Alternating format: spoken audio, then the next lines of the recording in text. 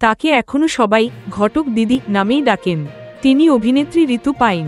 অনুরাগের ছোঁয়া ধারাবাহিকে তাকে প্রথম দেখা গিয়েছিল ইরার চরিত্রে। তারপর তাকে নায়িকা হিসাবে দর্শক দেখেন মালা বদল ধারাবাহিকে। সামান্য দিনে ধারাবাহিক বন্ধ হয়ে গেলেও দর্শকের ভালোবাসা পেয়েছিলেন অভিনেত্রী। কিন্তু তারপর প্রায় 2 মাস পেরিয়ে গিয়েছে। এখন কি করছেন তিনি? ছোট পর্দার গণ্ডি ছাড়িয়ে ঋতু এখন বড় পর্দায়। এস এন্টারটেনমেন্ট প্রযোজিত লটারি জিন্দাবাদ ছবিতে নায়িকার চরিত্রে দেখা যাবে ঋতুকে। পরিচালক জিৎ দত্ত। এই ছবিতে শুধু ঋতু নয়, দেখা যাবে ছোট পর্দার আরও এক নায়ককেও। তিনি সায়ন মুখোপাধ্যায়। ছবির পড়তে পড়তে রয়েছে হাস্যরস আর সঙ্গে রোমাঞ্চ। ছবিতে গুরুত্বপূর্ণ চরিত্রে দেখা যাবে খ্রাজ মুখোপাধ্যায়, রাজেশ শর্মা, দেবলীনা দত্তকে। কাহিনী অনুযায়ী 1 কোটি টাকার লটারি জিতেছেন খ্রাজ, কিন্তু জেতার পরই হারিয়ে গিয়েছে টিকিট। এই প্রেক্ষাপটেই গল্প বুনেছেন পরিচালক।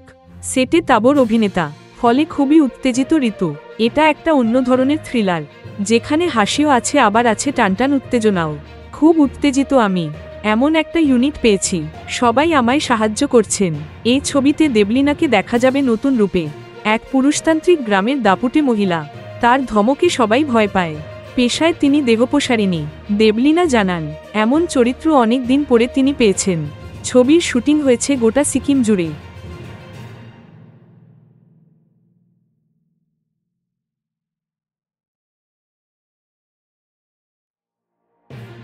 Thank you so much for watching our videos. Please do like, share, and subscribe our channel.